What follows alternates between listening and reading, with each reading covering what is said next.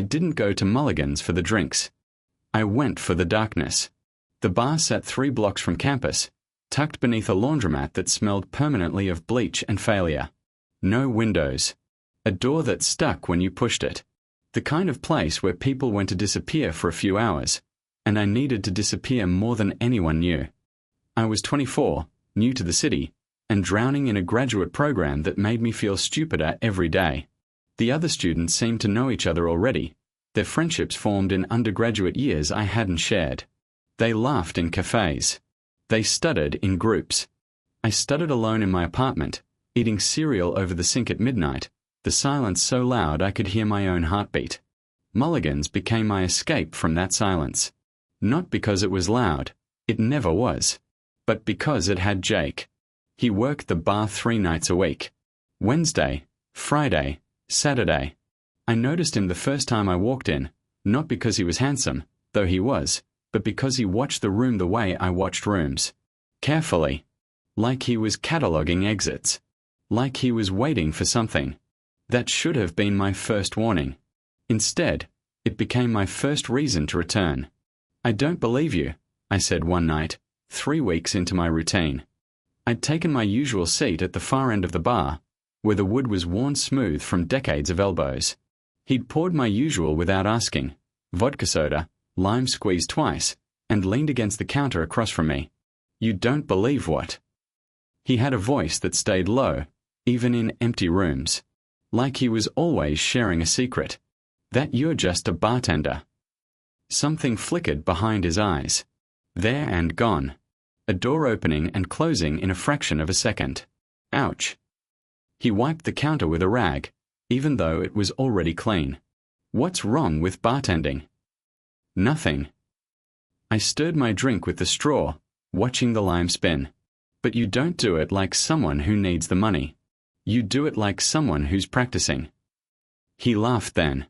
A real laugh, I thought, though I'd learn later how wrong I was about what counted as real with him. Practicing for what? I don't know. I met his eyes and held them. "That's what I'm trying to figure out." He looked at me for a long moment. The bar hummed around us, ice machine kicking on, distant murmur from the 2 old men watching sports at the other end, a jukebox playing something sad and slow. When he spoke again, his voice had shifted. Softer. More present. "What about you?" He nodded at my notebook, always open on the bar beside my drink. Pages filled with scribbled research, highlighted articles, frustrated margin notes. "You're not just a grad student." "I'm not." "No." He leaned closer, close enough that I could smell whatever soap he used. Clean. Simple. Not like the cologne the other men in my program wore, trying too hard. Grad students want to talk about their work. They want to tell you how important it is. He tapped my notebook with one finger. "You never talk about yours. You just hide in it." I felt something crack open in my chest. A small thing. A hairline fracture. "My work isn't interesting," I said. "See?" He smiled. "That's exactly what I mean. Someone who actually thought their work was boring would talk about it constantly. They'd bore you with the details. You deflect. That's different." I didn't know what to say. No one had read me that clearly in years. Maybe ever. He saved me from having to respond. "Another." He nodded at my glass, nearly empty. "Sure, Jake." He made it slowly. Carefully. Like he was building something delicate. When he said it in front of me, he said, "You know my name. You wear a name tag." Most people don't look at it. I look at everything. He considered this. Nodded once. "Yeah," he said quietly. "I know." That night became the template for all the nights that followed. We'd talk.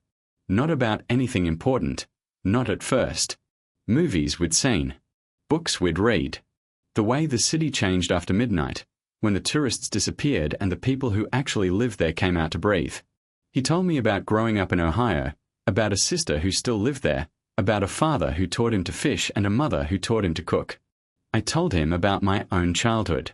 Carefully edited. Carefully curated. the parts that were safe.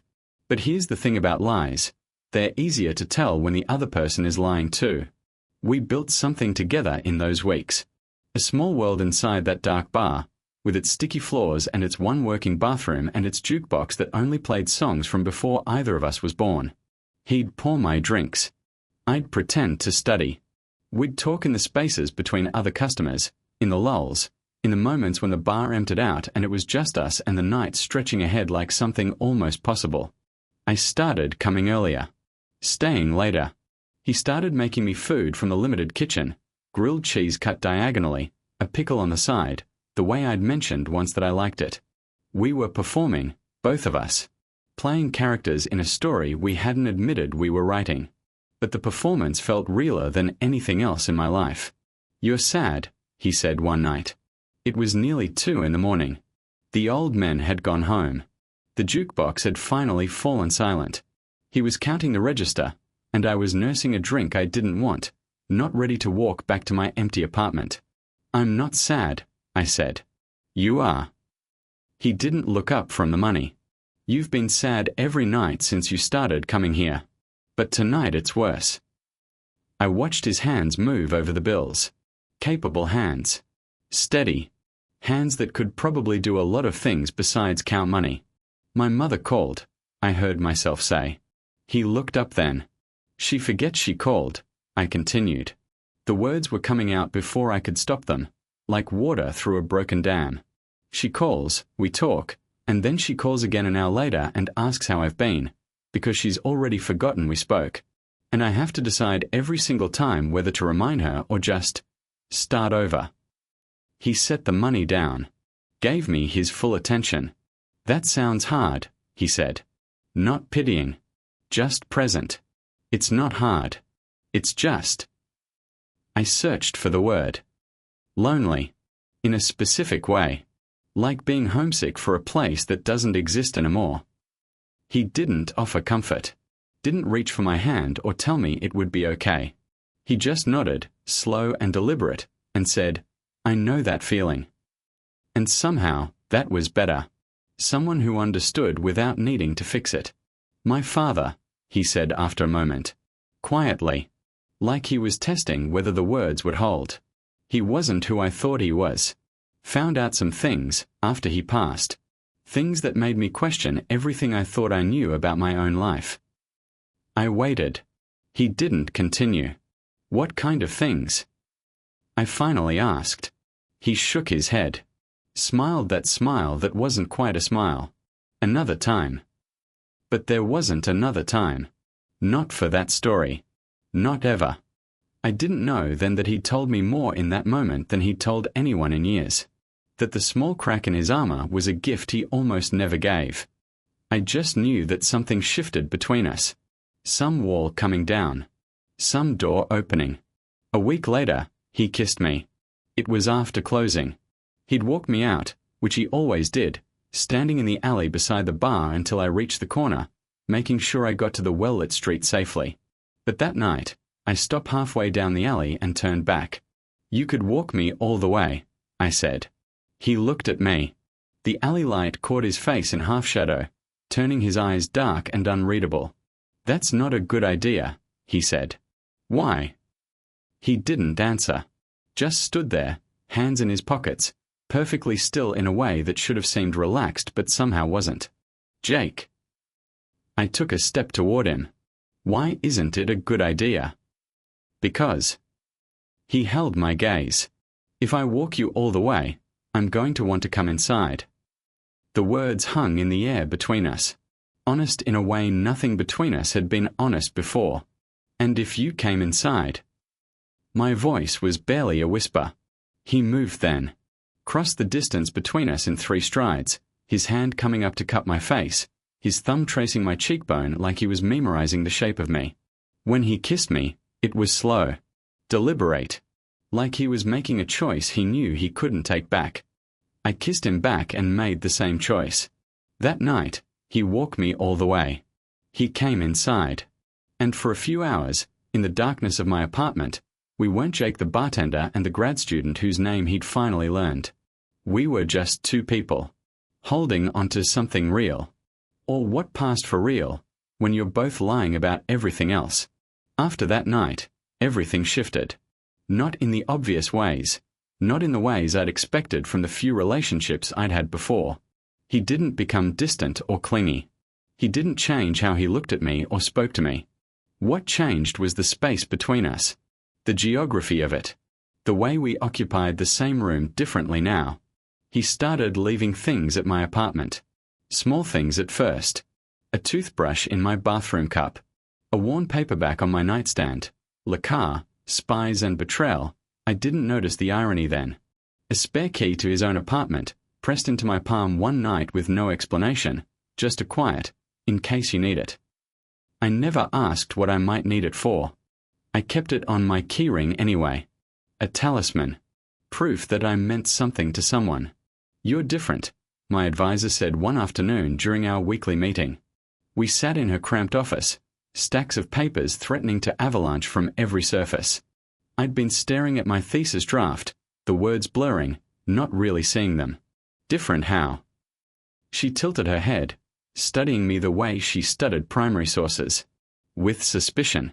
With interest. Less miserable, I think. Is that fair to say? I almost laughed. Almost told her about Jake. About the nights that no longer ended with me walking alone to an empty apartment. About the way my phone felt heavier now, hopeful, because sometimes he texted during the day. Small things. A photo of his coffee. A question about my research. Evidence that he was thinking of me when I wasn't there. I've been sleeping better, I said instead. She nodded, unconvinced but unwilling to pry. Well, keep sleeping. The draft needs work, but it's improving. She tapped the pages. You're improving. I left her office and checked my phone in the hallway. One message from Jake. Come by tonight? Early. Before my shift. 3 hearts. A stupid emoji. The kind of thing I'd have rolled my eyes at in anyone else. I smiled the whole walk home. That night, I let myself into his apartment for the first time. He'd given me the key weeks ago, but I'd never used it. Never wanted to push. Never wanted to seem like I was claiming territory that wasn't mine. But he'd said come early, and early meant before he left for work, and his building was closer to campus than mine, so I stopped in the doorway. The apartment was nothing like I'd imagined. I'd pictured something sparse. Functional. A couch, a bed, a table. The temporary housing of a man who spent most of his time elsewhere. But this place had layers. Depth. History, even, though I couldn't have said whose. Books filled shelves along one wall. Not decorative books, but read books, spines cracked, pages dog-eared.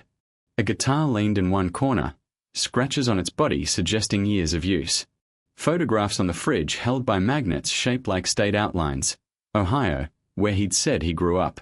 A woman who must be his sister, arm in arm with a man I didn't recognize. An older couple on a porch, smiling at the camera like they knew a secret. His parents. The father he'd mentioned. The one who wasn't who he thought. Hey. I turned. He stood in the bedroom doorway, towel around his shoulders, hair still wet from a shower. He looked different here. Softer. Like the walls he maintained at the bar had dissolved with the steam. You came. You gave me a key. I held it up. I figured I should test if it works. He crossed to me, slow and easy, and kissed my forehead. Does it? Works perfectly. I should have noticed then. Should have seen what I was missing. He pulled back and gestured at the space. Make yourself comfortable. I need 10 minutes. Shirt, shoes, the usual transformation from human to bartender. I like the human version better. Something crossed his face. Gratitude, maybe. Or pain. It was there and gone before I could name it. Me too, he said quietly. Me too. While he dressed, I explored. Not snooping, exactly. Just looking. Trying to fit the pieces of him together into something that made sense.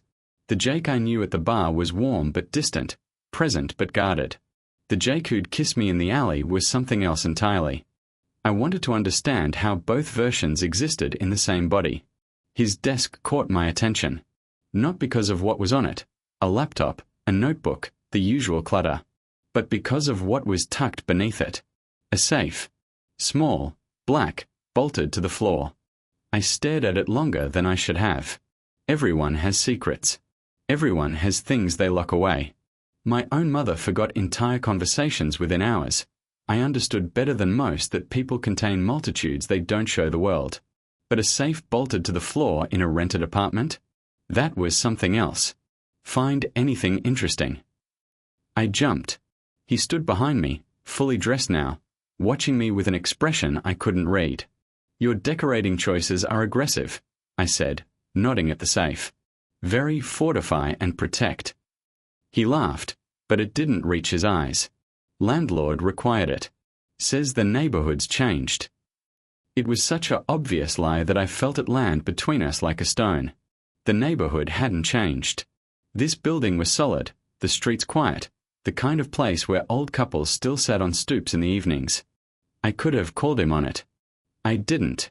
Instead, I let him take my hand and lead me to the kitchen, where he made us coffee and told me about the regulars at the bar, the ones who drank too much and tipped too little, the ones who'd been coming since before he started, the ones who treated him like furniture, and the one old woman who treated him like a grandson. He talked, and I listened, and we both pretended I hadn't seen the safe. We were so good at pretending. The inconsistencies multiplied after that. Small things. Easy to miss if you weren't looking, and I wasn't looking, not really. I was too busy falling.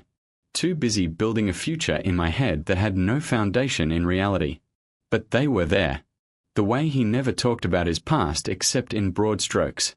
Ohio, a sister, parents who were gone now, both of them, he'd clarified one night, though he didn't say how.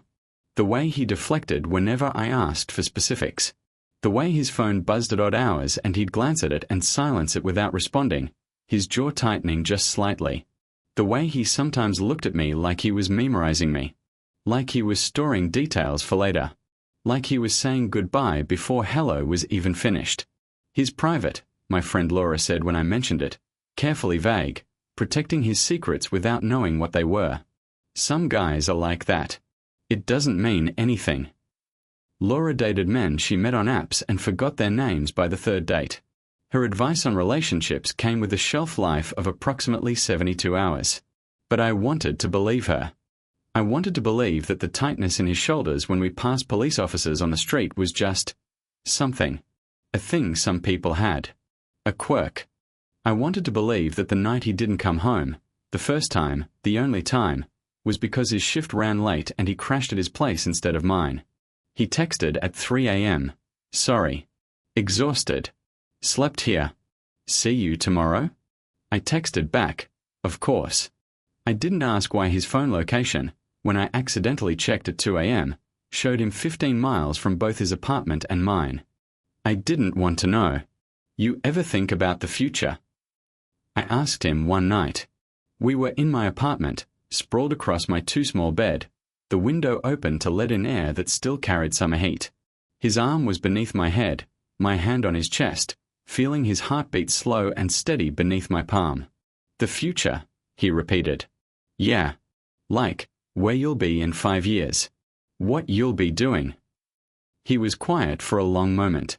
Long enough that I lifted my head to look at him. His eyes were on the ceiling. His jaw worked slightly, like he was chewing on something he couldn't swallow. I try not to, he said finally. Why? Because. He turned his head to look at me. In the dim light, his eyes looked dark, ancient, tired in a way that had nothing to do with sleep. Every time I've imagined a future, I've been wrong. Every single time. So I stopped. I wanted to ask more. Wanted to push. But something in his voice stopped me. Some warning I was learning to hear, even if I didn't understand its language. Instead, I laid my head back down on his chest. What about you? He asked. 5 years. Where are you? I don't know. I traced a pattern on his skin, aimless, thoughtless. With you, maybe. If you're still around.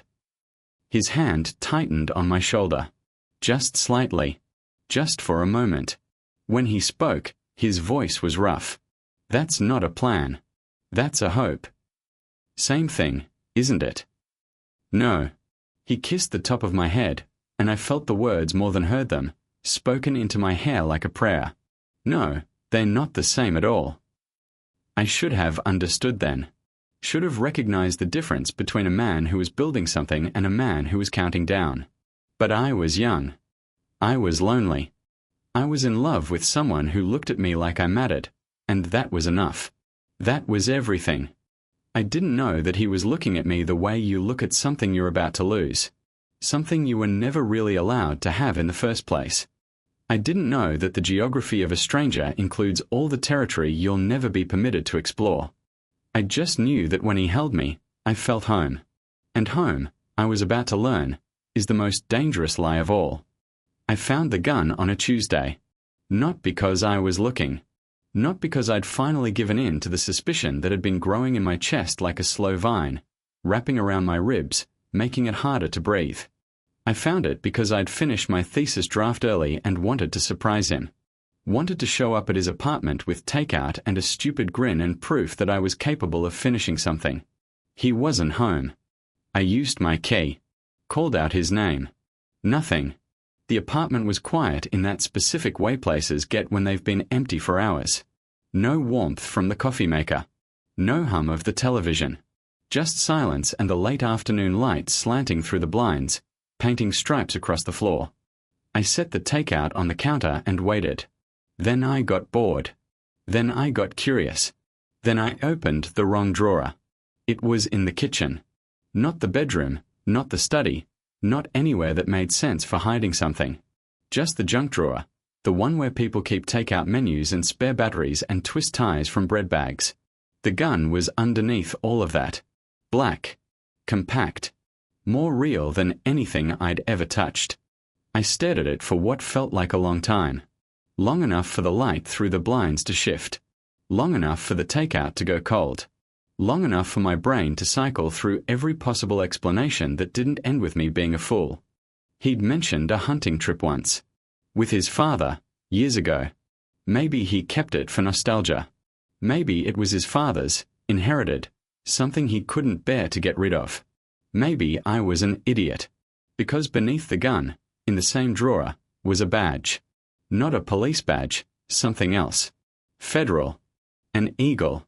Words I didn't let myself read all the way because once I read them, I couldn't unread them. Once I knew, I would know. I closed the drawer. I sat on his couch. I waited. He came home 47 minutes later. I counted.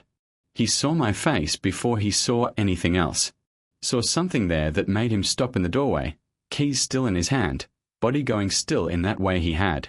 That predator stillness I'd always mistaken for calm.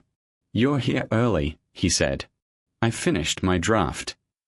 A pause. He set his keys on the little table by the door, slow and deliberate. "That's great. We should celebrate." "Jake." Something in my voice. He heard it. Crossed to the couch and sat beside me, close enough that I could feel the warmth of him, could smell the outside on his clothes, exhaust fumes, coffee, something metallic I couldn't name. "What's wrong?"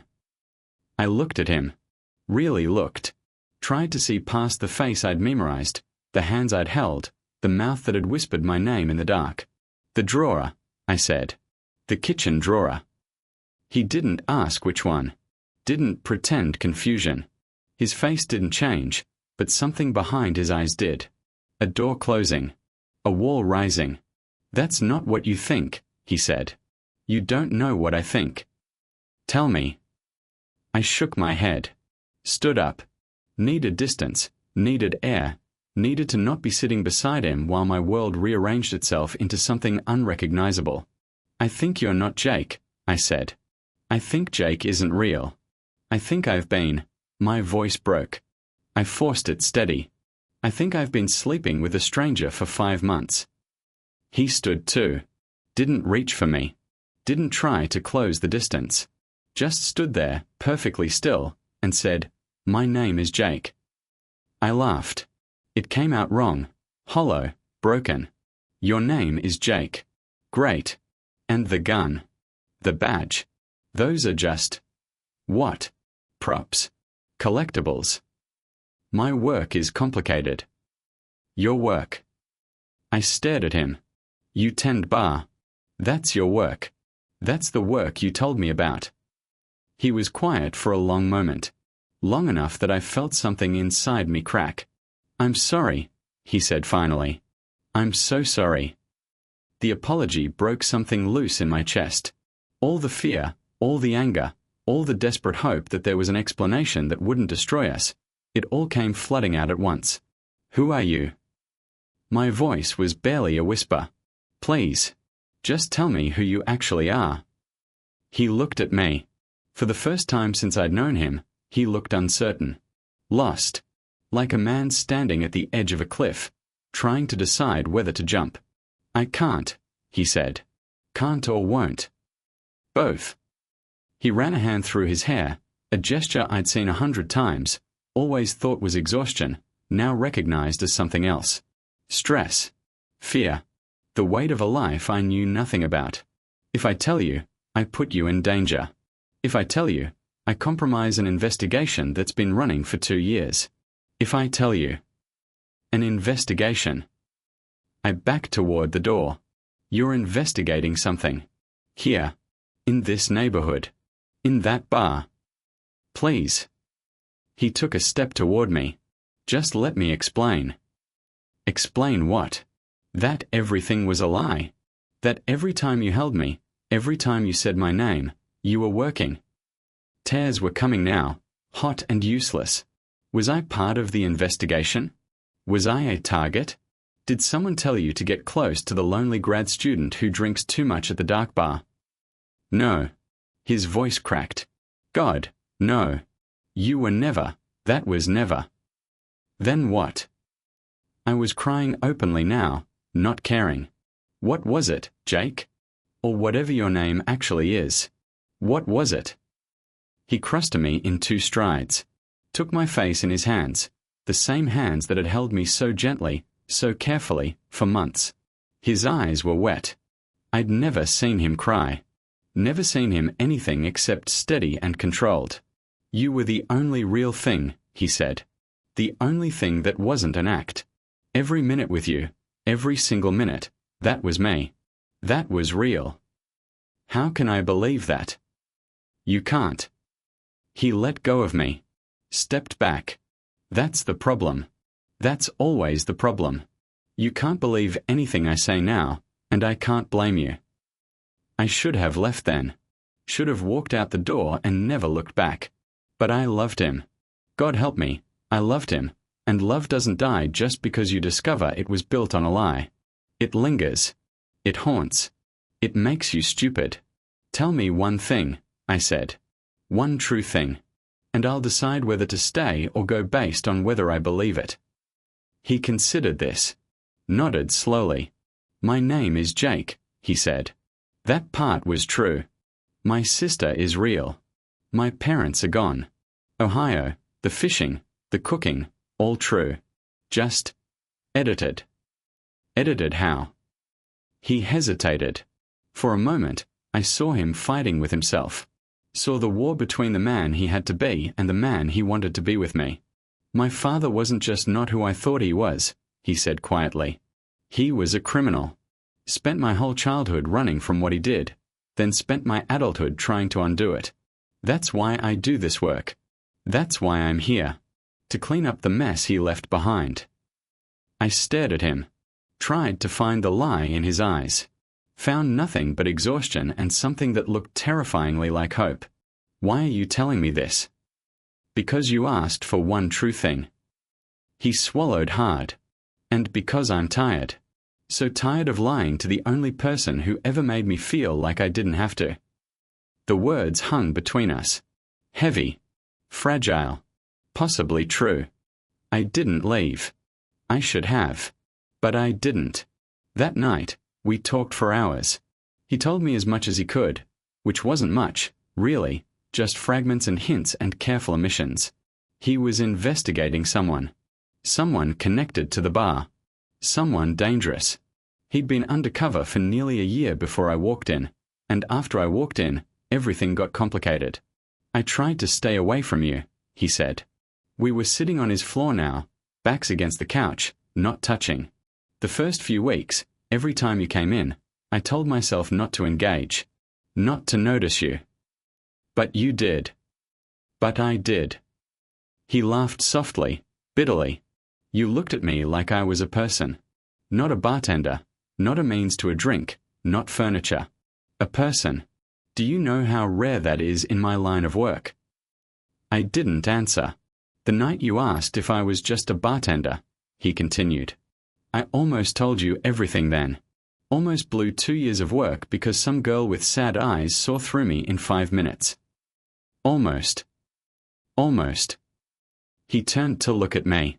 I should have. Should have told you to run, to stay away, to find some normal guy who works a normal job and can give you a normal life. Is that what you want? Me to find someone normal? No. The word came out rough. Desperate. God, no. That's the problem. I want you to stay. I want you to keep looking at me like I'm real. But I can't give you anything except lies and danger and... He stopped. Looked away. And what? And love, he said quietly. I can give you that. If you still want it. If you can still believe it. I should have said no. Should have walked out, changed my number, moved to another city if I had to. Instead, I reached for his hand. I don't believe much right now, I said. But I believe you're sorry. And I believe you're scared. And I believe... I squeezed his fingers. I believe I don't know how to walk away from you. He looked at me. Eyes wet. Hope and fear and something else. Something I couldn't name but felt in my bones. We have to be careful, he said. If anyone finds out you know, if anyone connected to the investigation realizes. I know. I mean it. This isn't a game. These aren't people who forgive and forget. I know, Jake. He pulled me close. Held me like he was afraid I'd disappear. I held him back and pretended not to be afraid too. 3 days later, the warrant arrived. I remember that because Fridays were still sacred. Fridays meant Jake would finish his shift at 2 in the morning and let himself into my apartment, smelling like whiskey and other people's sadness, and crawl into bed beside me like he belonged there. Fridays meant waking up together, slow and lazy, the whole weekend stretching ahead like something we were allowed to have. The warrant arrived at 4:47 on Friday afternoon. I know the exact time because I was staring at the clock when it happened. Staring at nothing, really. My thesis was done, my advisor was happy, and for the first time in years I had nothing to do except wait for the man I loved to come home. Then the envelope slid under my door. No knock. No footsteps I'd heard. Just white paper appearing on my floor like magic, like threat, like the world's quietest invasion. I stared at it for a full minute before I could make myself walk over and pick it up. My name was on the front. Typewritten. No return address. Inside, there was a single sheet of paper. And a photograph. The photograph was me. Not a recent one. I was younger in it, maybe 22, fresh to the city, still hopeful about graduate school and everything it promised. I didn't recognize the angle, didn't remember anyone taking it. But there I was, frozen in time, walking down a street I'd walked 100 times. Below the photograph, in official lettering that made my stomach drop through the floor. Warrant for arrest.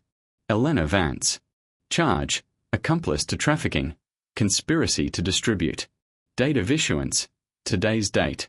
Subject is believed to be armed and dangerous. Approach with caution. I read it 3 times. Then I read it again. Then I dropped it like it was on fire. For a long moment, I couldn't move. Couldn't breathe. Couldn't think. Couldn't do anything except stand there in my small apartment with the late afternoon sun streaming through the windows and the most terrifying document I'd ever seen lying on the floor at my feet. Accomplice. Trafficking. Conspiracy. These were not words that belonged in the same sentence as my name. I was a grad student. I studied 18th century literature. I paid my taxes and returned my library books and volunteered at the animal shelter on Saturdays when I wasn't with Jake. I didn't. Jake. The thought hit me like a physical blow. Jake, who wasn't a bartender. Jake, who had a gun and a badge and an investigation he couldn't tell me about. Jake, who'd warned me that if anyone found out I knew. Oh God. I picked up the warrant again. Forced myself to read it properly this time. Forced myself to look past my own name and see the rest. The charges referenced activities spanning 18 months.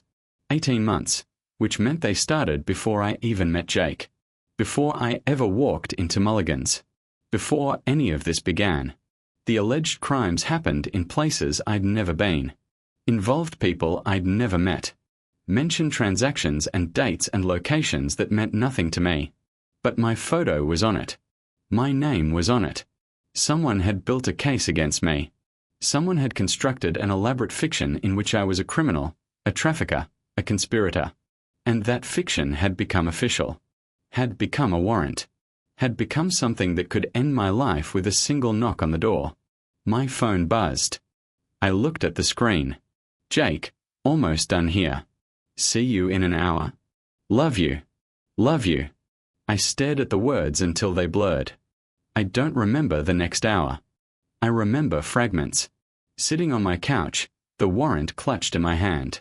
Standing at the window, watching the street below for cars that didn't belong. Pacing. Crying. Stopping crying. Starting again. I remember thinking, this is a mistake.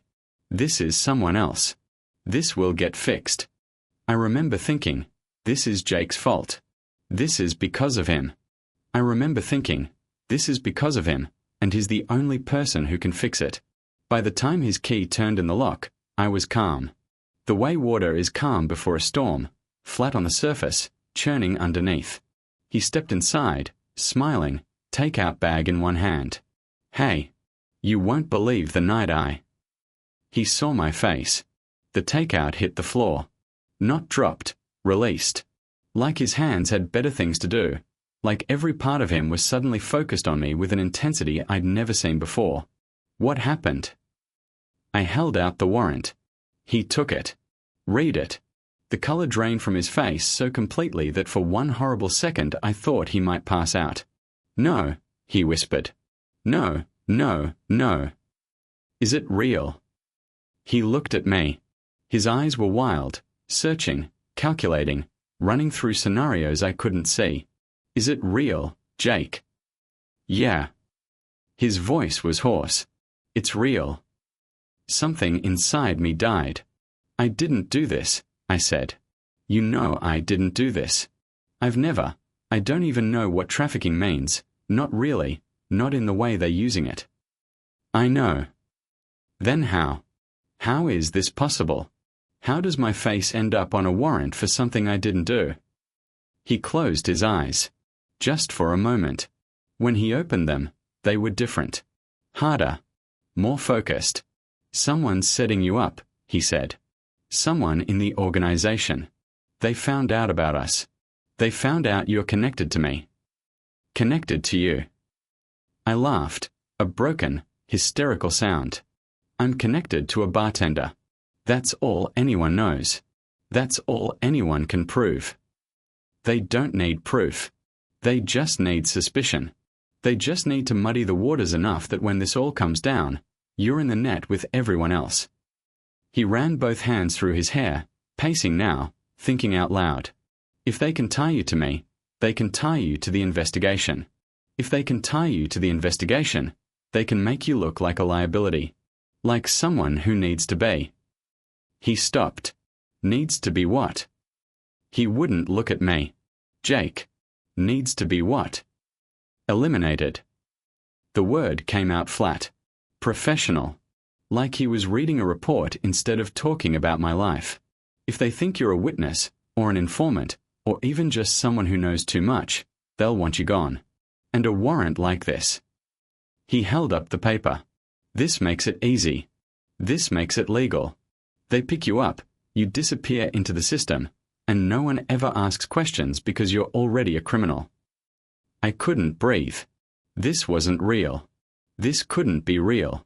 20 minutes ago I was waiting for my boyfriend to come home with takeout, and now I was a target. Now I was a criminal. Now I was someone who needed to disappear before someone else made me disappear first. What do I do? My voice was small, childlike. Jake, what do I do? He crossed to me in 2 strides, took my face in his hands, that gesture I'd come to love, that gesture that meant I was the center of his world. You trust me, he said. For the first time since you found out who I really am, you trust me completely. Can you do that? I looked at him. At this man I'd loved for months. This man who'd lied to me every single day. This man whose real name I still didn't know, whose real job I still didn't understand, whose real life was a mystery I'd never been allowed to solve. Yes, I said. Something shifted in his face. Relief, maybe. Or grief. Or both. Okay, he said. Okay. Here's what's going to happen. He talked for 10 minutes. Plans and contingencies. Safe houses and contact protocols. Names I'd never heard and places I'd never been. It washed over me like water, too much to absorb, too fast to process. But I caught the important parts. He was blowing his cover. He was walking away from the investigation. He was choosing me. When they find out, he said, and they will find out, my career is over. Everything I've worked for, everything I've built, gone. Jake. But you'll be alive. He met my eyes. That's the only thing that matters. You'll be alive, and you'll be safe, and maybe someday you'll forgive me for all of this. There's nothing to forgive. You didn't do this. I did. He shook his head. I did this by loving you. By letting you get close. By being selfish enough to keep you when I should have walked away. I reached for his hand. Then I'm selfish too. Because I stayed. He looked at me for a long moment. Then he pulled me close, held me tight, and whispered something I almost didn't catch. I'm getting you out of this. I swear it. I held on to him and tried to believe. But in the back of my mind, one thought kept circling, kept clawing, kept refusing to be silenced. If he was willing to sacrifice everything for me, his career, his identity, his entire life, what did that say about the danger I was really in? I'd never seen him like this, not the gentle man who held me at night, not the careful observer who watched barrooms from the shadows. This was someone else entirely. Someone who'd been trained for moments exactly like this one. Pack light, he said, already on his phone, fingers flying across the screen. 1 bag. Nothing that can't be replaced. Clothes, charger, anything sentimental, but only what fits in a backpack. I stood in the middle of my apartment, paralyzed. Where are we going? Somewhere safe. I have people. Friends from before, people who owe me favors. He glanced up, saw my face, softened for just a moment. Elena, I need you to move. Can you do that? I nodded, forced my legs to work, walked into my bedroom and started pulling things off shelves without really seeing them. Through the wall, I could hear him on the phone. Low voices, urgent tones, words I caught fragments of: burner, extraction, safe house, none of which belonged in my life. None of which made sense in the same world as 18th century literature and Quiet Fridays and a man who used to make me grilled cheese cut diagonally. I was zipping my bag when I heard him say something that made me stop. 30 minutes. Yeah, I know what I'm doing. Just be ready. A pause. I know what it costs. I don't care. I walked back into the living room just as he hung up. Costs what? I asked. He looked at me. For a long moment, he didn't speak. Just stood there, phone in hand, looking at me like he was trying to memorize my face. There's a window, he said quietly. A small one. If I move now, if I get you out before they realize you're gone, I can probably keep you safe. Probably. Nothing's certain. Not in this world. He crossed to me, took the bag from my hand, set it on the floor. But here's what is certain. Once I do this, I can't go back. The life I had, the job, the identity, everything, it's over. I've become someone else. Someone they'll be looking for. Jake. which means you become someone else too. He cupped my face in his hands. You'll have to disappear. New name, new city, new life. You'll never be Elena Vance again. You'll never finish your degree. You'll never see your friends, your advisor, anyone you know. All of it, gone. The words hit me like physical blows. My thesis. My advisor, who'd finally stopped looking at me with suspicion and started looking at me with pride. Laura, who texted me bad memes at 2 a.m. The animal shelter where a scruffy terrier mix had started wagging his tail every time I walked in. All of it. Gone. There's another option, I said slowly. He waited. I turned myself in. Explain that it's a mistake. Fight it. You'd be in custody for weeks. Months, maybe. And in that time, he stopped. Swallowed. In that time, they'd find a way to make sure you never talked. An accident in holding. A cellmate with connections. Trust me, Elena. I've seen how this works. So those are my choices. Disappear forever. Or die. He didn't correct me. I looked at him, really looked. At the man who'd lied to me every day for months. At the man who'd held me like I mattered. At the man who was standing here now, offering to burn his entire life to the ground for my sake. Why? I asked. Why what? Why are you doing this? You don't owe me anything. You barely know me. The real me, anyway. He was quiet for a long moment. When he spoke, his voice was rough. Because you're the first person in 15 years who looked at me and didn't see a tool. Didn't see an asset. Didn't see someone to be used. He laughed softly, bitterly. My whole life, my father, the bureau, every relationship I've ever had, it's all been about what I can do for other people. What purpose I serve. What function I fulfill. He reached for my hand. And then you walked into that bar. You looked at me like I was just a person.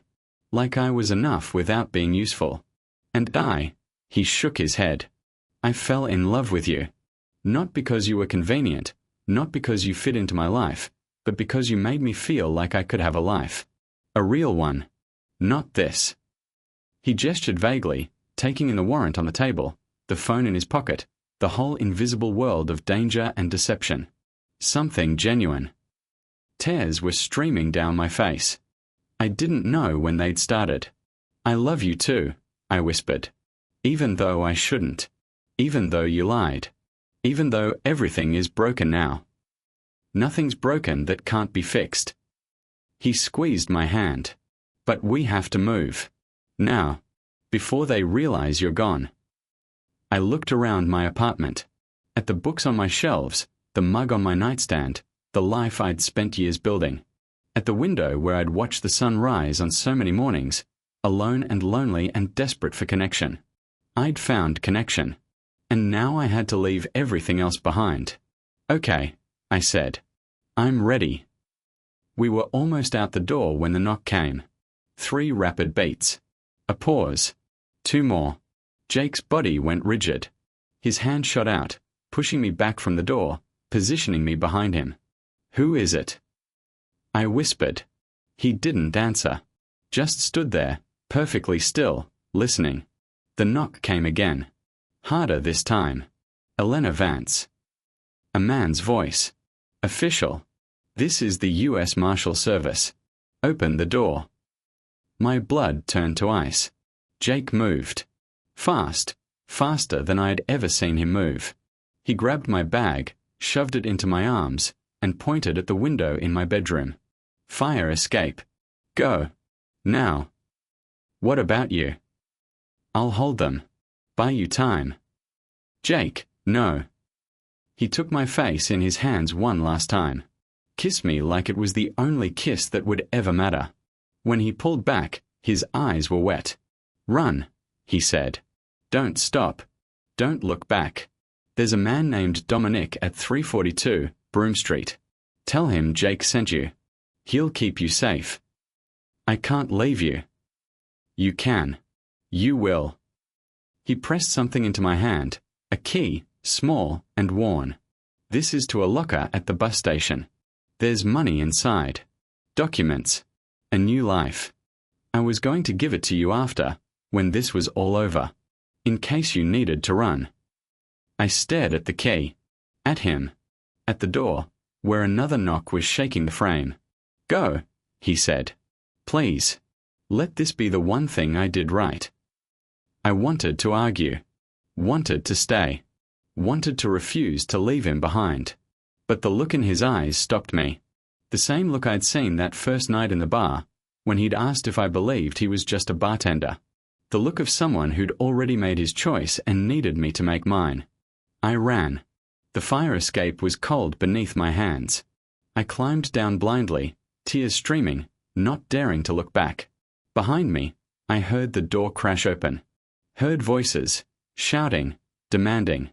Heard Jake's voice, calm and steady, saying things I couldn't make out. I hit the ground and kept running. Alleyways. Side streets.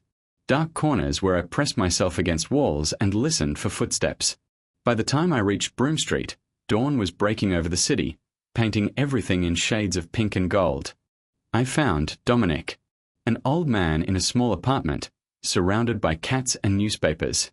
He took one look at me, at the key in my hand, and nodded like he'd been expecting me for years. Sit down, he said. Eat something. We'll talk when you're ready. I Saturday. I ate. I waited. 3 days later, I saw the news online. Undercover agent exposed in federal investigation. Sources say Agent Jacob Mitchell disappeared during a critical operation and is presumed to be in hiding. His current whereabouts are unknown. I read it 17 times.